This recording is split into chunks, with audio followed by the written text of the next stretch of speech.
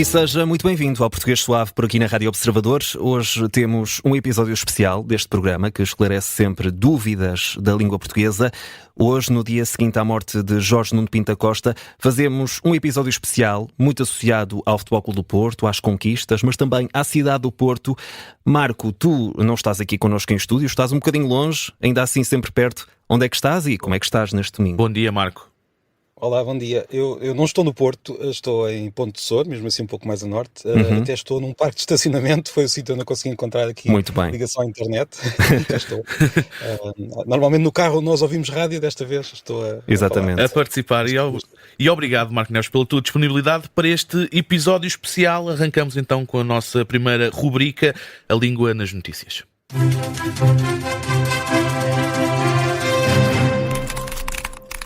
A língua nas notícias e Marco, hoje é inevitável. Vamos falar de Jorge Nuno Pinto da Costa.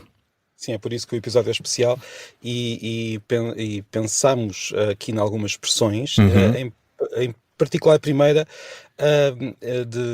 associada a Pinto da Costa é o pentacampeonato, não é? Portanto, o Conquista de 5 títulos seguidos. Exatamente. Conquista de 5 títulos seguidos, foi a única vez que isso aconteceu em Portugal. O Futebol Clube do Porto conseguiu o pentacampeonato em 1999 e linguisticamente é interessante porque usámos aquele penta, que quer dizer 5 em grego, não é? Nós estamos habituados aos vários números gregos para falar do tetracampeonato, do tricampeonato, do bicampeonato, mas o Futebol Clube do Porto... também por causa do Pinto da Costa, como sabemos, e isto é muito falado hoje, chegou ao pentacampeonato em 1999 e quase que depois foi o único clube português que teve a oportunidade de fazer uma coisa que pouco... Ou seja, chegou tão longe que nós tínhamos de criar esta palavra que é muito rara, ou criar ou usar, hexacampeonato, que foi aquilo que depois o Porto acabou por não conseguir, mas que foi muito falado na altura. E era tão raro este hexa, este elemento de formação relacionado com o número 6, que as pessoas nessa altura, lembro-me, eu tinha aproximadamente 19 anos, na altura lembro-me de ouvir falar do Bitri, ou seja, que era o bi-tricampeonato, só para conseguirmos evitar ali o hexacampeonato. E acaba por ser curioso que o Futebol Clube do Porto e o Pinto da Costa puseram as pessoas a fazer contas em grego, não é? Estávamos ali E a inventar uma nova palavra, não é? Inventaram uma nova palavra, o bitri. E lembro-me de ouvir falar várias vezes do bitri, que mostra bem como os falantes são inventivos. Mas Marco, vamos falar aqui de outra palavra, presidente, que é aquilo que caracteriza muito a vida de Jorge Nuno Pinto da Costa ao longo da sua vida. Quem é que inventou esta palavra? É assim, a palavra é uma palavra de origem latina. O que é curioso é que nós damos muita importância a esta palavra, até porque é o termo que usamos para o nosso próprio chefe de Estado. E a palavra, até ao século XVIII, significava apenas alguém que presidia a uma reunião. Depois começou por uma questão muito simples, por causa de um país que também está muito nas notícias hoje em dia, os Estados Unidos. Nessa altura foi criado o termo presidente para chefe de Estado, e este termo não só depois começou a ser usado para chefe de Estado em muitos países, como acabou também por ser usado por clubes, por instituições, não só para quem preside a reunião, mas também para quem preside ao próprio clube e própria direção. Portanto, tudo isto vem do George Washington, e é curioso como neste caso do Pinto da Costa a palavra presidente, claro que não significava nenhum chefe de Estado, mas ficou muito associada a ele e à importância que um presidente de um clube pode ter num país como o nosso, em que o futebol é central, como nós sabemos. Exatamente, e fica aqui essa importância também da carreira de Jorge Nuno Pinto da Costa enquanto presidente do Futebol Clube do Porto, que foi durante muitos anos e o presidente mais titulado do mundo. Sim, fica aqui também essa nota. Mais de 4 décadas à frente dos destinos do Futebol Clube do Porto. Marco Neves, vamos continuar neste Português Suave especial a partir de Ponte de Sor no estacionamento, como dizias há pouco. Vamos ao mapa da língua, que hoje é inevitável. Vamos à cidade do Porto.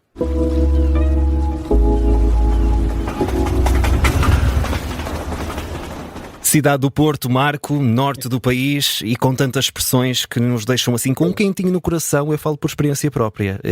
E há aqui expressões que vais falar que eu estou assim de em casa hoje. Tens-me dizer quais é que são. Esta primeira provavelmente não será o caso, não sei, diz-me depois. Por acaso é, mas... eu uso muito esta palavra. Usas? Por acaso, sim. Quando me irrito. Só para dizer que nós estamos, de facto, no mapa da língua hoje, porque estava em Lisboa, eu estou aqui no norte do Alentejo e estamos a falar do Porto e do Norte, portanto é mesmo o mapa da língua. Vamos a todo lado. Exato, literal, estamos mesmo no mapa da língua. Aqui, a primeira expressão é mesmo murcão, e eu estou a dizer isto à sulista, não é? Portanto, estou a pronunciar isto um pouco mal, se calhar. Sim. Não sei como é que tu pronuncias, queres dizer? Agora tenho medo de não conseguir. Murcão. Tá bem, agora está-me a sair demasiado normal, Lisboa, mas eu quando me irrito e quando fico demasiado irritado e esta expressão vem ao de cima, não sai assim tão... Sai com mais um acento. Sai. No Murcão. Sai menos Lisboeta. Sai menos Lisboeta, mais nortenha, Murcão, que significa o quê? Isto por norma é um insulto, não é, Marco? Sim, cá em Portugal, e principalmente no Norte, como sabemos, quer dizer idiota. E eu não conhecia, eu fui ver para este episódio de onde é que vinha esta. Quer dizer, conhecia a palavra, claro, não estou a dizer não conhecia a origem. Fui ver, tentar perceber, e parece ter vindo do castelhano, do morcone, que é um tipo de chouriço. E eu não, nada relacionado, não é? Pois, é chamar chouriço à outra pessoa, idiota. Portanto, quer dizer idiota. Agora, esta pronúncia em on no Norte, que eu não sei imitar bem, não quero estar aqui a tentar uma coisa que não consigo, mas eu só queria dizer uma coisa. Esta pronúncia que muitas pessoas hoje associam ao Norte era a pronúncia típica de grande parte das palavras que acabam hoje em ão em todo o país. Este ão começou a ser assim que já existia em algumas palavras, mas começou a espalhar-se e a tornar-se comum em, por exemplo, João. Era uma palavra que acabava em on e que depois passou a ter o ão há relativamente poucos séculos, digamos assim. E este foi uma espécie de mania linguística que a partir do Sul invadiu todo o país.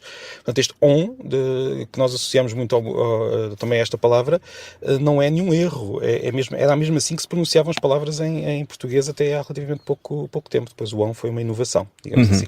Mas Murcão é uma grande palavra, eu subscrevo. Usas muito? Uso bastante. Quando me irrito, não quero que os nossos ouvintes fiquem a pensar que estou a dizer isto a toda a hora. Ou se calhar estou, não sei. Fica no ar. Mas isso era uma pergunta que eu tinha para te fazer hoje. Se a palavra ainda é muito usada ou se...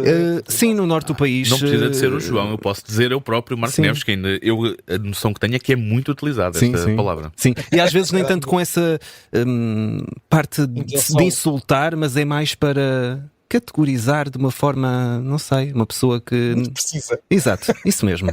Excelente adjetivo. Uma pergunta, e agora faço também outra pergunta. Nós, por vezes, sabemos que há certos insultos que, em certos contextos, são quase carinhosos, ou seja, entre amigos. E esta palavra pode ser usada nesse sentido? Pode, eu muitas vezes utilizo nesse sentido, carinhoso. Ou seja, para não dizer uma coisa ainda pior, digo Murcão. Eu acho que também acontece ao contrário. Há palavras que por norma são elogios que às vezes a forma como pronuncias transforma-se em, por exemplo, fofo. Fofo é uma coisa fofa, mas quando estás chateado no trânsito assim, fofo, anda lá com isso. Exatamente. E basta pensar nos próprios títulos que damos às pessoas. Doutor, dito de uma certa maneira, é um insulto. Exatamente. Em certo contexto. Nós é que damos o significado às palavras, assim é que é.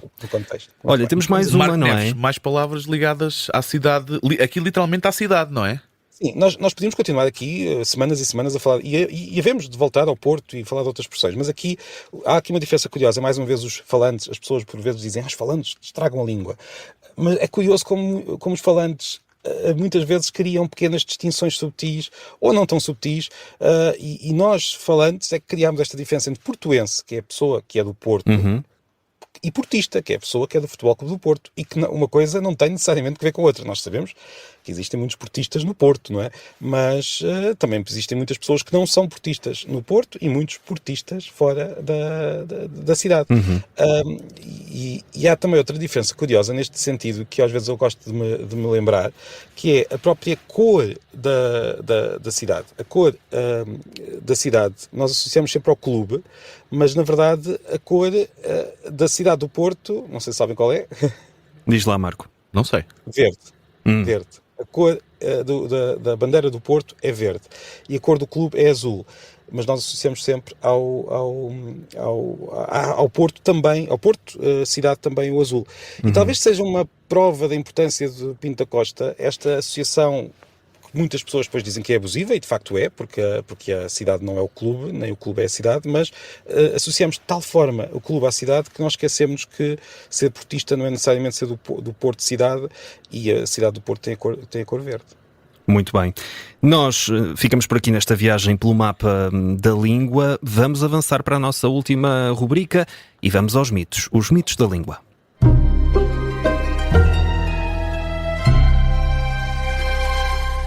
E Marco, neste episódio especial, qual é o mito que nos trazes? É mais do que um? Sim, são dois. Vamos falar de dois. O último é muito geral e acho que é importante falarmos dele, se tivermos tempo, penso que temos. O primeiro é uma expressão que ficou associada a Pinto da Costa, não por culpa dele, tanto quanto sei. É a expressão penso eu de que há uns anos... Isto é contra-informação, Marco Neves? Exatamente, é contra-informação. A contra-informação nos anos 90, e não sei em que ano é que acabou, para dizer a verdade, mas naquela altura em que Pinto da Costa estava nas notícias ainda mais do que depois esteve mais tarde, quando o Porto teve o pentacampeonato e mais tarde, tinha um boneco de caricatura do Pinto da Costa que dizia, penso eu, de que muitas vezes... E é curioso como, por vezes, as caricaturas acabam por ganhar tanta força que nós associamos esta expressão a Pinto da Costa, apesar de eu, pessoalmente, nunca ouvi ele dizer a expressão, mas lembro-me bem de ouvir o boneco dele a dizer, penso eu, de que. E já que estamos num programa sobre a língua portuguesa, este eu de que, o de que a seguir ao penso, tem um nome técnico, se quisermos, chama-se decaísmo, que é a tendência... Palavra difícil. Decaísmo. É de que, portanto, de que, não é? De que ismo. É a tendência para pôr um de onde não existe. E a razão pela qual nós fazemos isto, de vez em quando, nós, falantes em geral, de vez em quando fazemos isto, é muito curiosa. Porque é uma reação a uma tendência exatamente contrária. Naturalmente, os falantes em português, e noutras línguas também, mas em português, retiram o de em situações onde ele deveria lá estar. Por exemplo, o verbo convencer, em geral, deve ter o de a seguir. Eu estou convencido disto. Então também deveremos dizer, eu estou convencido de que vai acontecer isto ou aquilo. Ora, muitas vezes nós passamos a estou convencido que, tiramos o de. Isto Olha aí a regência. Exatamente. É uma regência que, neste caso, nós enganamos-nos, mas a verdade é que é uma tendência muito forte, muito antiga. Chama-se, aliás, tem também um nome técnico que é a estratégia cortadora. Portanto, temos a tendência temos a estratégia de cortar aquela palavra. E como nós, em situações formais, sabemos que aquele de deveria lá estar, começamos a corrigir, não é? Começamos a pôr o de onde ele deve lá estar. E fazemos isto com tanta força que às vezes até pomos o de onde ele não deve estar. É o que se chama uma hipercorreção. E é daí que vem o pensar de que aquele de não é necessário, mas nós, como temos na cabeça que precisamos de pôr o de porque estamos sempre a retirá-lo, acabamos por pô-lo mesmo onde ele não é necessário. Os falantes, como eu disse há pouco, os falantes são muito criativos, mas às vezes atrapalham-se com a sua própria criação e andam assim neste jogo de tiro dali e depois vai para outro sítio e enfim. E é também assim que a língua muda, atenção. E por isso nada impede que daqui a uns anos as coisas sejam assim e as pessoas ficam muito horrorizadas quando eu digo isto, mas é mesmo assim que a língua funciona. De vez em quando os falantes erram tanto que de repente a língua já é assim.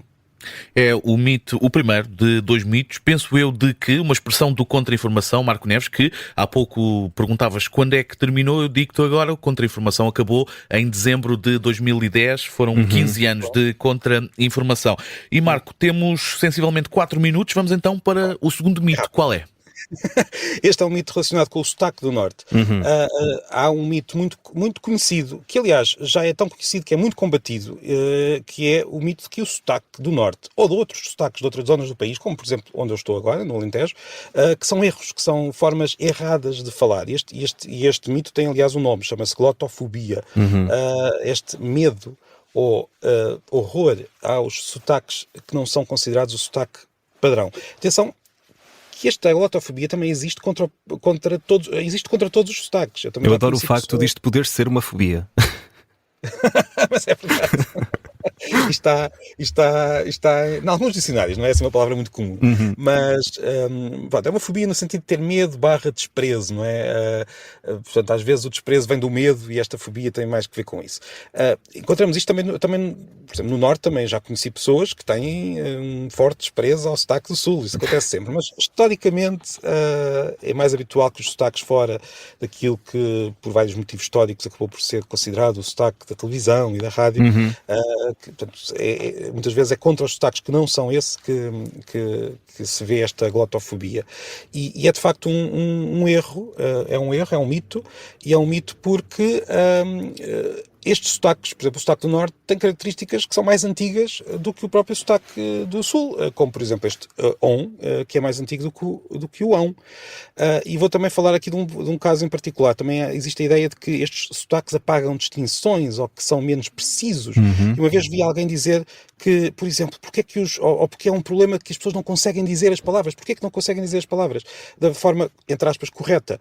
E um dos exemplos foi, que eu ouvi alguém dizer uma vez, porque é que as pessoas do Norte dizem muitas vezes como, em vez de como?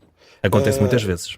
Sim, e pensam, e percebi que a pessoa pensava que é mesmo uma dificuldade fonética, que não conseguem dizer como. Quando não é assim, porque uma pessoa do Norte vai dizer, sei lá, como qualquer coisa, como tu, mas depois a seguir, se for preciso outra frase, vai dizer como, eu como bacalhau à Brás. Exatamente. A forma verbal. Portanto, não é que não consigam dizer como, simplesmente fazem uma distinção entre as duas palavras que no resto do país não se faz. É uma distinção a mais, não é uma distinção a menos. Portanto, não é um problema, é simplesmente uma diferença de sotaque. É aquilo a que se pode chamar a riqueza da língua. Exatamente, a riqueza regional da língua, é verdade. Nada de fobias. Exatamente, não vamos ter fobias nisto. E há que dizer que Pinto da Costa usou o sotaque do Norte sem qualquer hesitação na televisão. E isso também é importante. É importante porque muitas vezes a tendência é para esconder sotaques que não sejam aquele que está no centro da televisão e da rádio. E Pinto da Costa, por razões que são muito claras e fáceis de perceber, não fez isso e fez muito bem não fazer. Sim, e marca também, sensivelmente, por causa disso, amado por muitos, odiado por outros tantos, mas é de facto uma marca incontornável no desporto nacional e também a nível internacional, pelos muitos títulos que acabou por... E como nos explicou aqui o Marco, acaba também quase por ter um impacto na língua. É verdade, é verdade, é verdade. E para a cidade do Porto, que também é muito importante.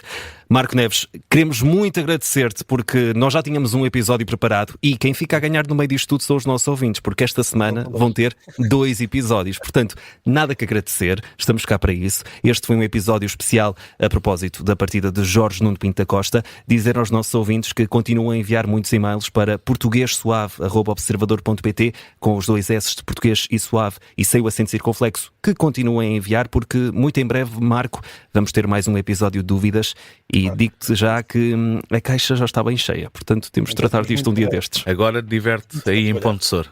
Está bem, obrigado. Marco, muito obrigado e boa semana. Obrigado.